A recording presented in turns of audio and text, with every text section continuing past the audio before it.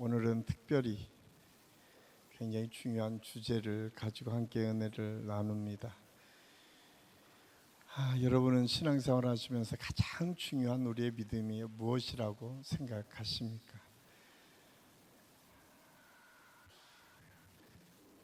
세계 여러 종교들이 있는데 그 종교 중에 기독교에만 있는 특별한 믿음이 있습니다. 그것은 부활 신앙입니다.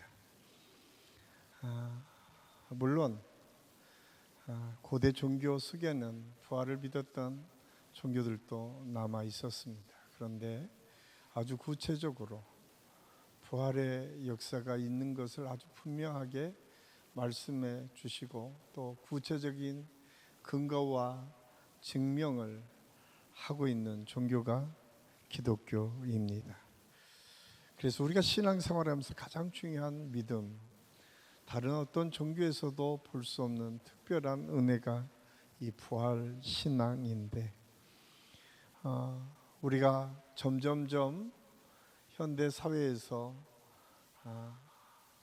사람들이 잘 살아지고 또 우리가 원하는 것들을 다 얻기 시작하면서 그냥 여기가 좋사오니라고 하는 생각 속에 우리가 신앙생활할 때가 참 많이 있습니다.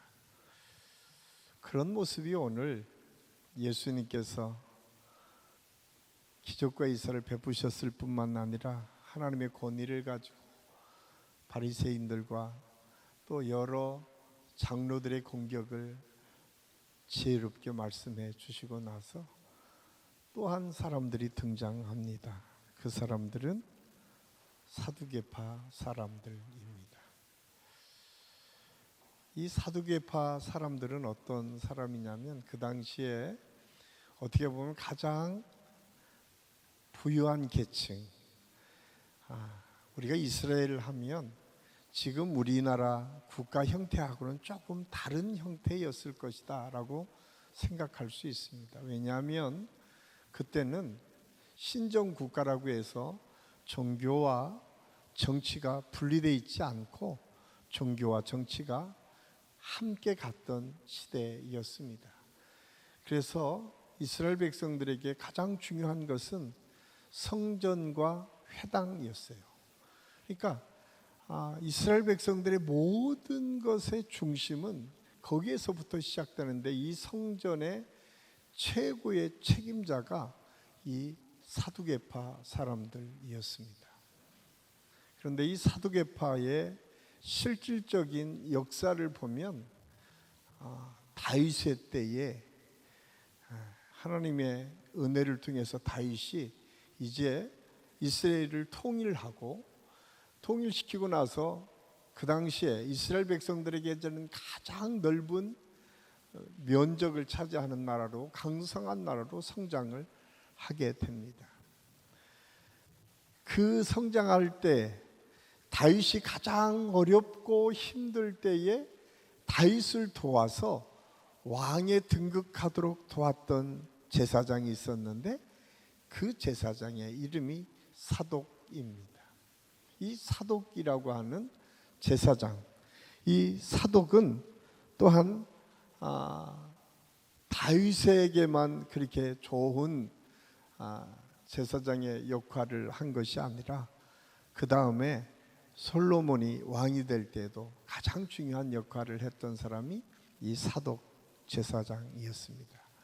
뿐만 아니라 이 사독 제사장은 솔로몬이 아버지 다윗이 성전을 잘 준비해 놓은 거를 솔로몬이 성전을 완성시켜 놓고 그 완성시킨 그 성전에서 하나님께 제사를 올려드릴 때에 가장 첫 번째의 대제사장이 된 사람이 바로 이 사독이라고 하는 사람입니다. 그런데 이 사독의 후손, 사독의 자녀들이 계속 제사장을 이어받게 되는데 그 후손이 사두개파로 형성됐습니다. 그럼 뭐예요?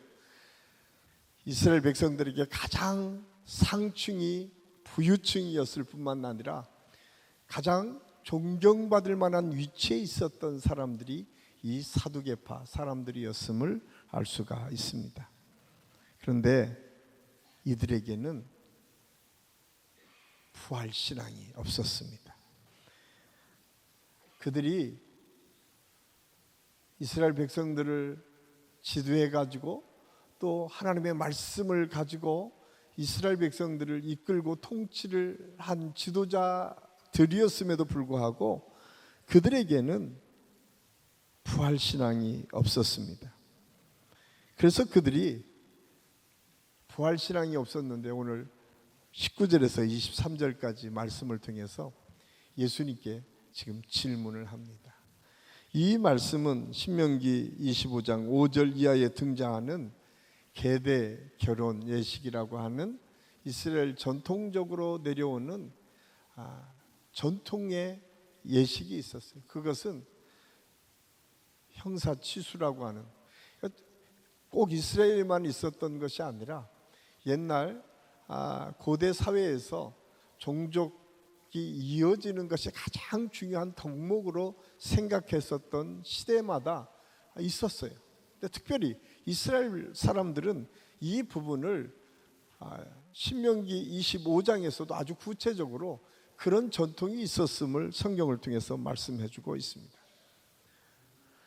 이 계대결혼이라고 하는 것을 통해서 그러면 부활한 다음에 그 여러 형제들 속에 한 여자가 아내가 되었는데 그 다음에는 누구의 아내가 되겠습니까? 라고 하는 것입니다.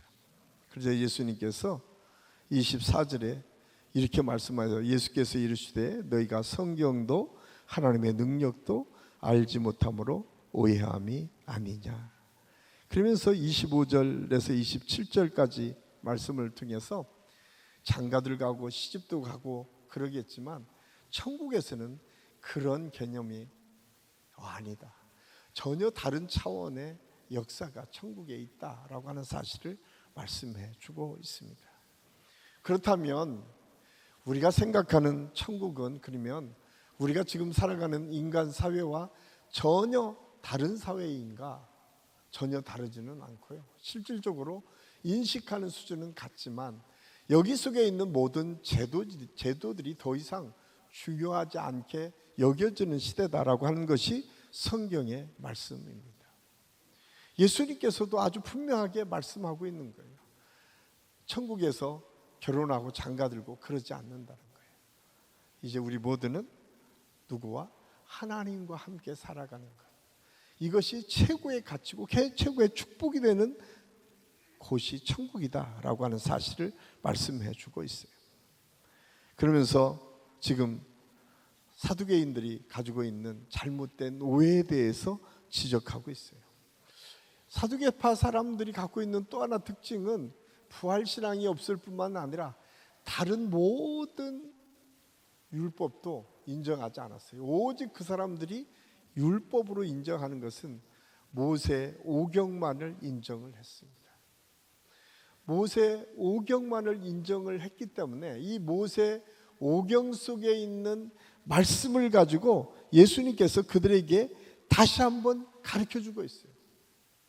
그 말씀이 오늘 출애굽기 3장 1절에서 12절까지 말씀을 통해서 쭉 설명하면서 거기에 아주 중요한 말씀, 아브라함의 하나님, 이삭의 하나님, 야곱의 하나님이라고 하는 뜻이 무엇인지 너희가 아느냐라고 말씀하고 있어요.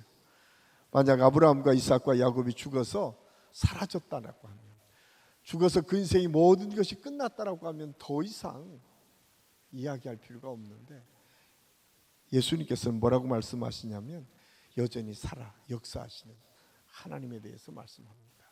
그러면서 뭐라고 말씀하시냐면 아브라함에 함께 하셨던 그 하나님께서 지금 우리도 함께 하신다는 거예요. 그러면 아브라함에 언제 함께 하셨던 하나님? 살아계실 때 그들과 동행하셨던 하나님에 대해서 말씀하고 있습니다. 그래서 오늘 26절에서 27절 말씀은 이렇게 말씀하고 있습니다. 오늘 한번 26절, 27절 같이 한번 읽겠습니다. 죽은 자가 살아난다는 것을 말할진대 너희가 모세 책 중 가시나무 떨기에 관한 글에 하나님께서 모세에게 이르시되 나는 아브라함의 하나님이요 이삭의 하나님이요 야곱의 하나님이로라 하신 말씀을 읽어보지 못하였느냐. 하나님은 죽은 자의 하나님이 아니요 산 자의 하나님이시라. 너희가 크게 오해하였도다 하시니라. 너희가 오해한 게 뭐냐?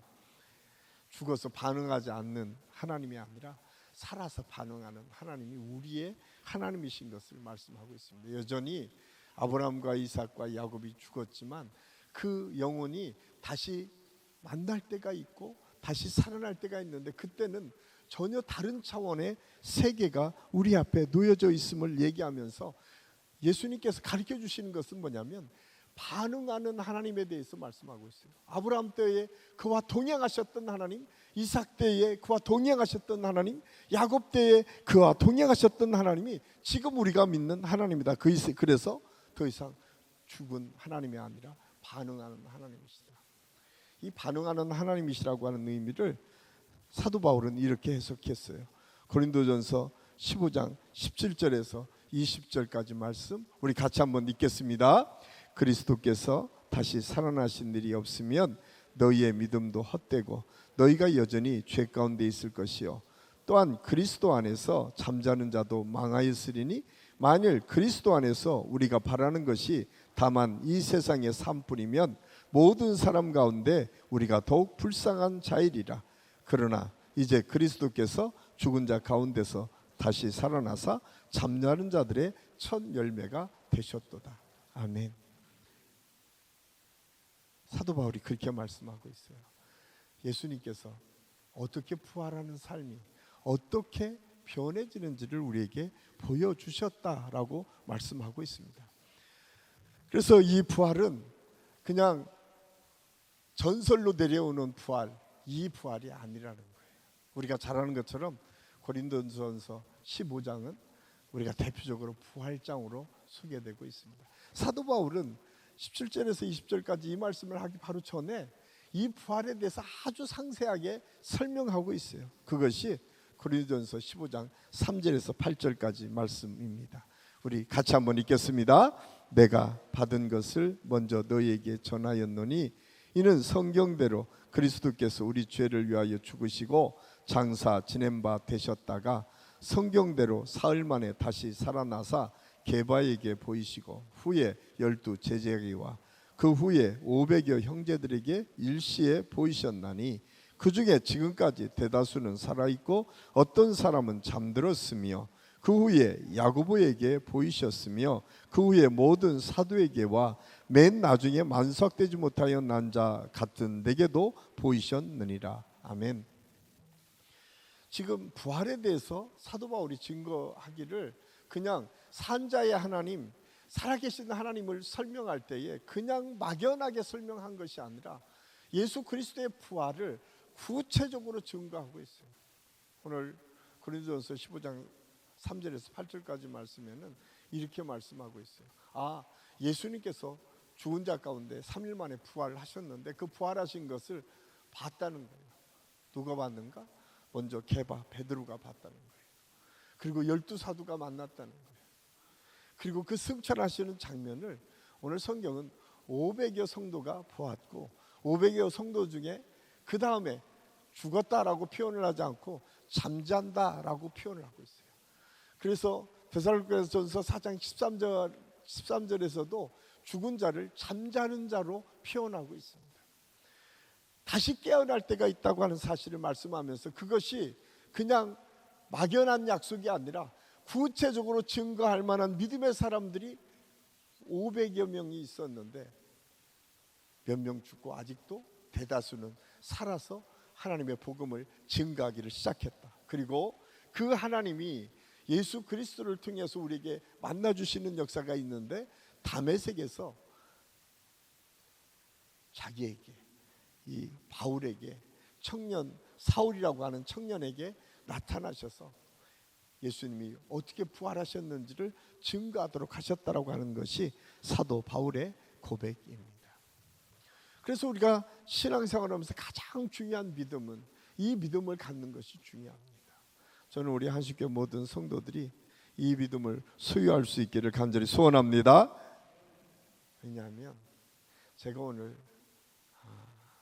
말씀을 이렇게 쭉 준비하면서 그런 생각을 했어요.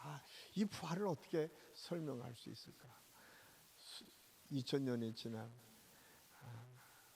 오늘 우리가 선한 능력으로 찬양을 불렀던 그 보네포 목사님이, 사실 이 찬양이 기록된 것은 부활 소망을 가지고 있는 찬양이거든요.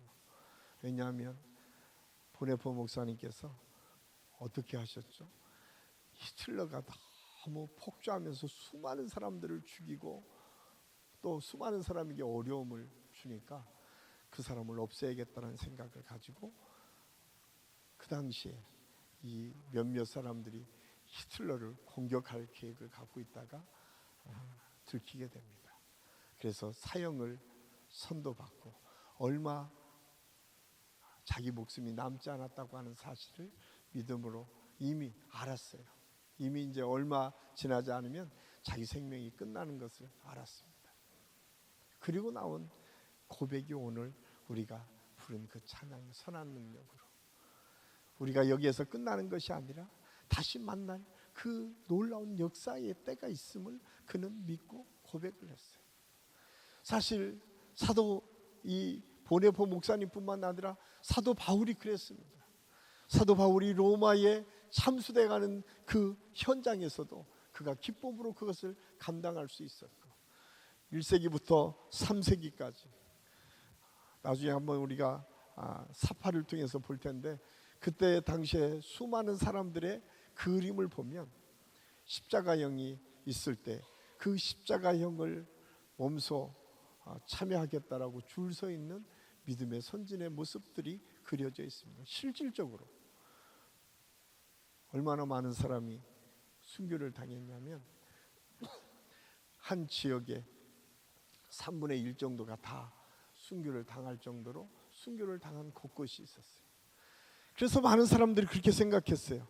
저 사람들은 이제 끝났다라고 생각했는데 그렇지 않고 313년에 결국은 로마가 자기들이 그렇게 탄압하고 죽이려고 했던 기독교를 국교로 인정하고 383년에 로마가 이제는 로마에서 태어나기만 하면 기독교인이 되도록 국교로 정식으로 공인해 버린다는 사실을 알 수가 있어요. 인간의 생각으로는 그것이 설명할 수 없습니다. 아니, 처음에 그렇게 핍박을 하고 기독교인들을 3분의 1을 다 죽여서도 없애버리려고 했던 그 극악무도한 정치 세력들에 의해서 탄압받았지만 결국은 그들이 다 무너지고 국교로 받아들일 수밖에 없었던 이유, 그것은 그냥 이루어진 것이 아니라 하나님의 계획과 섭리였다. 그래서 부활신앙은 그냥 가져도 되고 갖지 않아도 되고 하는 것이 아니라 예수 믿는 사람에게는 반드시 있어야 될 믿음이다. 오늘 예수님께서 사두개인들에게 말씀하고 있어요. 우리가 산자의 하나님이 우리의 하나님이라고 우리가 믿는다면 우리는 이 믿음을 가지고 나아갈 수 있어야 됩니다. 저는 우리 한식교 모든 성도들에게 이 믿음이 있기를 예수님의 이름을 간절히 축원합니다. 사실은 우리가 이 믿음을 갖는 것은 너무나 중요해요. 그런데 이 믿음을 그 다음에 이어서 이 서기관들이 바로 예수님께 질문해요. 그러면 이 믿음을 가진 사람들의 태도와 자세가 무엇인가? 그것은 사랑하는 것을 통해서 나타납니다. 저는 우리 한국교회가 또 우리 한신교회가 앞으로 해야 될 과제가 뭐냐면 이 믿음을 가지고 천국 가는 것에만 우리의 믿음이 멈춰서는 안 됩니다. 이 믿음은 오늘 주신 말씀처럼 하나님을 사랑하고 이웃을 사랑하는 데까지 나타내야 된다. 이게 믿음의 증거입니다. 많은 사람들은 믿음하면 그냥 내가 믿는 거라고 생각해요. 그런데 믿음에는 반드시 증거가 있습니다. 보네포 목사님이 그 믿음의 증거를 통해서 지금도 그분의 책을 통해서 수많은 사람이 감동을 받고 도전을 받습니다. 흔들리지 않는 믿음이 필요할 때에 본해봉 목사님의 글들이 그 나를 따리라고 하는 책을 통해서 그가 수없이 남긴 시와 이야기들을 통해서 수많은 사람들이 도전을 받고 위로를 얻고 힘을 얻었어요. 그 이유가 무엇입니까? 그분이 증거자가 됐기 때문에 그렇습니다. 우리가 잘 아는 것처럼 사도행전 1장 8절에 오직 성령이 너희에게 임하시면 너희가 성령으로 받고 그러면 온 유대와 사마리아와 땅끝까지 이르러 어떻게 되겠다고요? 내 증인이 될 것이다. 예수님께서 마지막 승천하시기 전에 우리에게 주신 메시지예요. 오직 성령을 너희가 받아야 될 이유가 무엇인가? 너희의 삶이 증인된 삶이기 때문에 그렇다. 원래 헬라의 원어의 증인은 순교자라는 의미가 같이 들어가 있습니다. 우리가 생각하는 증인된 삶은 그냥 내가 뻔질하게 말만 하는 증인이 아닙니다. 증인은 구체적으로 삶으로 살아내고 삶을 통해서 하나님의 역사가 구체적으로 보여지도록 하는 거예요. 사실은 그게 쉽지 않죠. 오늘 성경에서도 그렇게 말씀하고 있어요. 그래서 사도 요한은 이 사랑을 확대해서 이렇게 해석합니다. 요한일서 4장 11절에서 12절까지 말씀 우리 같이 한번 읽겠습니다. 사랑하는 자들아 하나님의 이가 조리를 사랑하셨은즉 우리도 서로 사랑하는 것이 마땅하도다. 어느 때나 하나님을 본 사람이 없으되 만일 우리가 서로 사랑하면 하나님이 우리 안에 거하시고 그의 사랑이 우리 안에 온전히 이루어지느니라. 아멘. 그렇습니다. 우리가 증인된 삶이라고 하는 것은 사랑으로 나타난다는 거예요. 참 쉽지 않죠. 내가 오늘 좋았다가도 조금만 기분 나쁘면 보고 싶지도 않은 게 우리 인간의 감정이에요. 매일매일 그렇게 바뀌잖아요.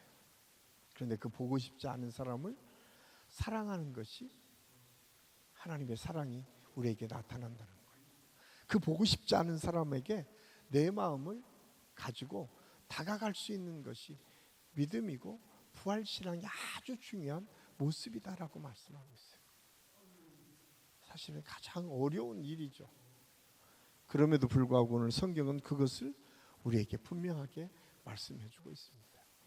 그래서 예수님께서 십자가를 지신 거죠.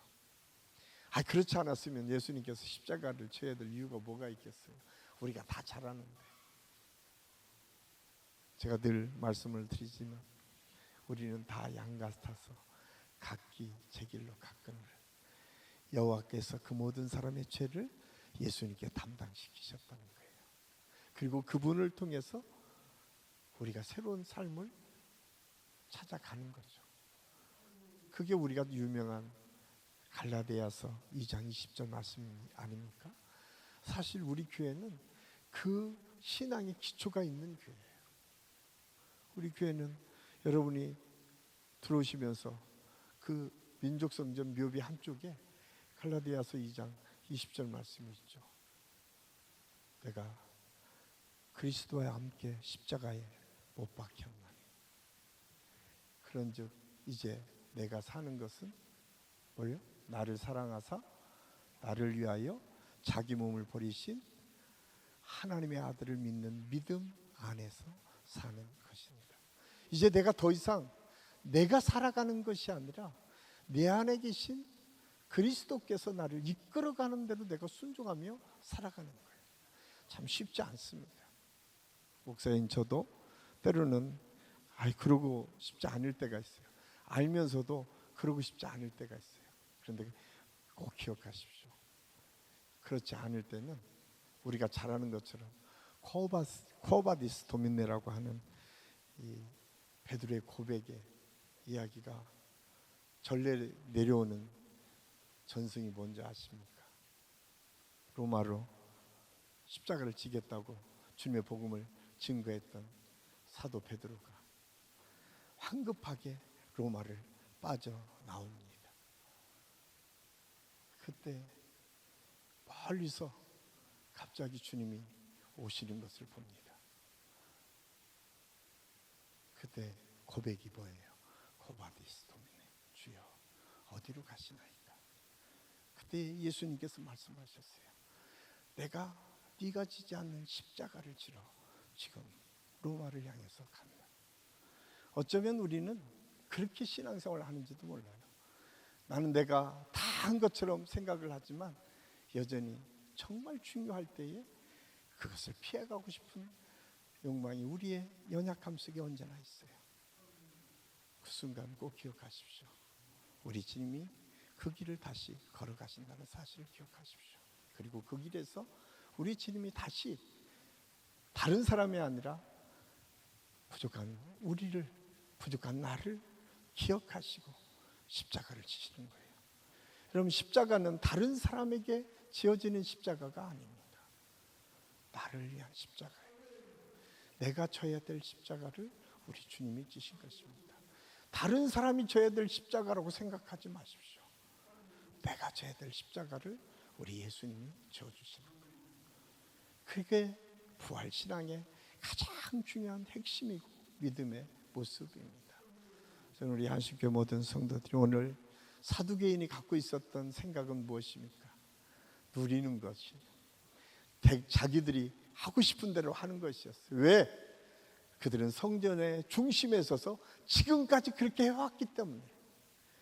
그것을 전면으로 바꿔가려고 하는 예수님이 쉽게 용납되지 않았습니다. 그래서 가장 어려운 질문들을 가지고 주님께 질문을 합니다. 그리고 나서 그렇게 고백을 하죠. 우리가 잘 아는 것처럼 27절에 너희가 오해했다라고 했는데 여전히 사두개파 사람들은 가장 불행한 게 뭐예요? 회개하지 않았다는 거예요. 성경에서 여러분 가장 우리 예수 믿으면서 가장 잘못하는 게 뭔지 아세요? 회개가 없는 거예요. 꼭 기억하십시오. 아무리 똑똑하고 잘나고 대단한 일을 위해도 하나님 앞에서 회개가 없는 믿음은 결코 인정받지 못합니다. 그것이 성경이 우리에게 주시는 지혜고 믿음입니다. 저는 우리 한식교회 모든 성도들이 순간순간 우리가 실수하였고 잘못할 수도 있고 우리가 가는 길이 전혀 주님의 생각과 다를 수도 있어요. 중요한 것은 돌이키는 거예요. 그리고 주님께서 오늘 주신 것처럼 주님이 먼저 사랑으로 보여주신 그 길을 믿음으로 걸어가는 것. 그것이 우리 모두에게 있을 때에 그것을 통해서 하나님은 능력을 나타내 주실 뿐만 아니라 전혀 예상하지 못하는 하나님의 역사들을 이루어 가십니다. 저는 우리 교회 안에 이런 하나님의 능력과 은혜가 계속 이어질 수 있기를 예수님의 이름으로 간절히 축원합니다. 기도하겠습니다. 아버지 하나님, 은혜를 감사합니다. 오늘 말씀을 통해서 우리가 부활 신앙, 부활 믿음을 어떻게 가져야 될지를 함께 생각했습니다. 오늘 그냥 죽은 자의 하나님이 아니라 산 자의 하나님, 반응하시는 하나님, 우리의 삶을 이끌어 가시는 하나님, 우리의 삶을 인도하시는 하나님이 우리가 믿는 하나님이신 것을 우리가 기억하게 하시고, 특별히 오늘 우리 모든 성도들에게 이 믿음이 있게 하여 주셔서 우리 한신교회 모든 성도들 가정에서부터 우리가 만나는 사람들과의 과정에서부터 하나님의 역사가 나타나고 하나님의 놀라신 능력이 채워질 수 있도록 인도하여 주시옵소서. 하나님께서 함께 하심을 감사하고 예수님의 이름으로 감사드리며 기도하옵나이다. 아멘.